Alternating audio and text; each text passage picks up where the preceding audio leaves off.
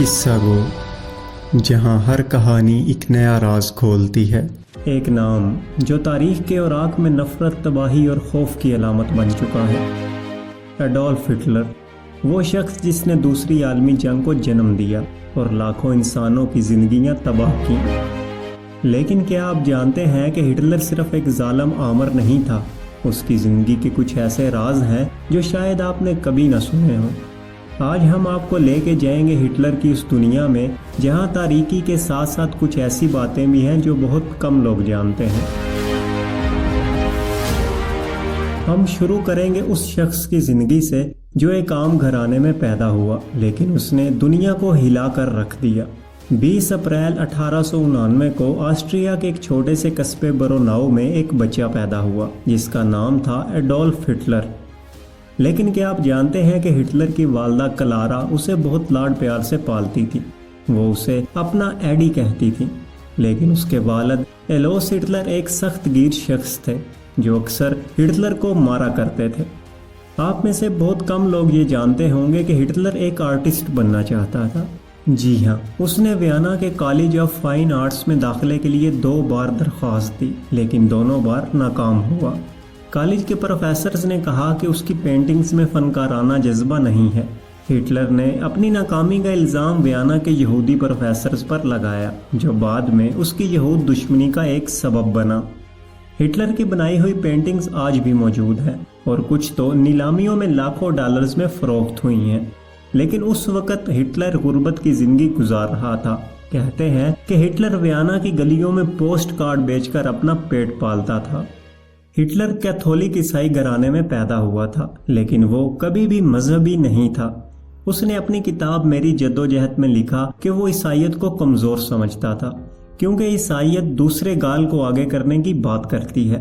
لیکن دلچسپ بات یہ ہے کہ نازی پروپیگنڈا میں وہ عیسائی اقدار کو فروغ دیتا نظر آتا تھا تاکہ جرمن عوام کی حمایت حاصل کر سکے۔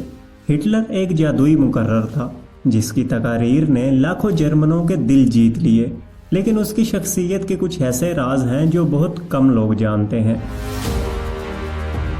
مثلاً ہٹلر کو اپنی صحت کا جنون تھا۔ وہ ایک ویجیٹیرین تھا اور گوشت کھانے سے نفرت کرتا تھا۔ لیکن کیا آپ کو معلوم ہے کہ وہ ایک سنگین بیماری پارکنسنز ڈیزیز کا شکار تھا؟ اس کے ہاتھ کپکپاتے تھے اور وہ اسے چھپانے کے لیے زیادہ تر اپنا ہاتھ جیب میں رکھتا تھا۔ اس کے ذاتی ڈاکٹر تھیوڈور مورل اسے روزانہ 70 سے زیادہ دوائیں دیتے تھے، جن میں خطرناک نشہ آور ادویات بھی شامل تھیں۔ اس کے علاوہ ہٹلر کو کتوں سے بھی بے پناہ محبت تھی۔ اس کا پسندیدہ کتا بلونڈی ہمیشہ اس کے ساتھ رہتا تھا۔ کہا جاتا ہے کہ ہٹلر نے اپنی خودکشی سے پہلے بلونڈی کو زہر دیا تاکہ یہ یقین ہو سکے کہ زہر مؤثر ہے۔ یہ ایک ظالم لیڈر کی عجیب سی نرم دلی تھی۔ ہٹلر کو جرمن موسیقار رچرڈ واگنر کی موسیقی سے جنون کی حد تک لگاؤ تھا۔ وہ واگنر کے اوپیراز کو گھنٹوں سنتا تھا اور اسے نازی نظریات کا عکاس سمجھتا تھا۔ اس نے ایک بار کہا تھا کہ واگنر کی موسیقی سنے بغیر میں اپنی جدوجہد کا تصور بھی نہیں کر سکتا۔ ہٹلر کی سب سے بڑی سفاکی ہولوکاسٹ تھی، جس میں 60 لاکھ یہودیوں سمیت لاکھوں لوگ مارے گئے۔ لیکن کیا آپ جانتے ہیں کہ ہٹلر نے اس قتل عام کو چھپانے کے لیے خفیہ زبان یعنی سیکرٹ کوڈز کا استعمال کیا؟ جی ہاں، نازیوں نے ہولوکاسٹ کے لیے کوڈ ورڈز استعمال کیے۔ مثلاً خصوصی سلوک کا مطلب تھا قتل اور مشرق میں نو آباد کاری کا مطلب تھا یہودیوں کو موت کے کیمپوں میں بھیجنا۔ یہ خفیہ زبان اس لیے بنائی گئی تھی تاکہ عام لوگوں اور حتیٰ کہ نازی پارٹی کے کچھ ارکان کو بھی اصل حقیقت کا پتہ نہ چلے۔ بہت کم لوگ جانتے ہیں کہ ہٹلر کے اپنے کچھ جرنیلوں نے اس کے خلاف بغاوت کی کوشش کی تھی۔ جی ہاں، آپریشن والکیری ایک ایسی ہی کوشش تھی جس میں کرنل کلاؤس برگ نے ہٹلر کو بم سے اڑانے کی منصوبہ بندی کی، لیکن یہ منصوبہ 20 جولائی 1944 کو ناکام ہو گیا اور ہٹلر معمولی زخموں کے ساتھ زندہ بچ گیا۔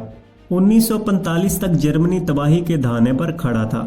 ہٹلر جو کبھی ایک عظیم سلطنت کا خواب دیکھتا تھا، اب برلن کے ایک زیر زمین بنکر میں چھپا ہوا تھا۔ 30 اپریل 1945 کو اس نے اپنی بیوی ایوا براؤن کے ساتھ خودکشی کر لی، لیکن اس کی موت کے بارے میں ایک سوال آج بھی لوگوں کے ذہنوں میں گردش کرتا ہے کہ کیا ہٹلر واقعی مر گیا تھا؟ ہٹلر نے اپنی موت کو خفیہ رکھنے کی کوشش بھی کی تھی، यानी उसने हुक्म दिया था कि उसकी लाश को जला दिया जाए ताकि इत्तेहादी फौजें उसे पकड़ ना सके। सोवियत फौजियों ने उसकी लाश के कुछ हिस्सों को पा लिया था, लेकिन क्या वो हिटलर की लाश के ही हिस्से थे, ये मामला आज तक सॉल्व नहीं हो सका। इसके अलावा एक मशहूर कॉन्स्पिरेसी थ्योरी ये भी है कि हिटलर दरअसल 1945 में मरा ही नहीं था। कुछ लोगों का मानना है कि वो खुफिया तौर पर जनूबी अमेरिका और ख़ास तौर पर अर्जेंटाइन फरार हो गया था। इस नज़रिए के हामी ये दावा करते हैं कि नाजियों के कई आला अफसरान रेड लाइन्स नामी खुफिया रास्तों के जरिए जनूबी अमेरिका भाग गए थे। सो ये भी कहा जाता है कि हिटलर भी यकीनन भागकर जनूबी अमेरिका गया था। इसके अलावा यह भी कहा जाता है कि हिटलर ने अर्जेंटाइन में छुपकर एक नई शनाख्त के साथ जिंदगी गुजारी। अगरचे FBI और दीगर एजेंसियों ने इस नज़रिए की तरदीद की, लेकिन 2018 में FBI की लीक होने वाली मशहूर दस्तावेज़ात ने इस नज़रिए को कदरे मजबूत किया, क्योंकि उन दस्तावेज़ात में हिटलर के अर्जेंटाइन में पाए जाने के सबूत मौजूद थे। क्या ये सिर्फ एक अफवाह थी या तारीख का छुपा हुआ कोई राज, ये आज तक कोई भी नहीं जानता। हिटलर की कहानी एक सबक है कि नफरत और तासुब किस तरह एक कौम को तबाह कर सकते हैं। उसकी ज़िंदगी के ये राज हमें बताते हैं कि वो एक पेचीदा शख्सियत था, एक आर्टिस्ट, एक मौसीकी का शौकीन, जानवरों से मोहब्बत करने वाला, लेकिन साथ ही साथ एक जालिम आमर। आज हम उसे तारीख के एक स्याह बाब के तौर पर याद करते हैं। अगर आपको ये डॉक्यूमेंट्री पसंद आई हो तो हमारे चैनल किस्सा गो को सब्सक्राइब करें और अपनी राय कमेंट्स में ज़रूर शेयर करें।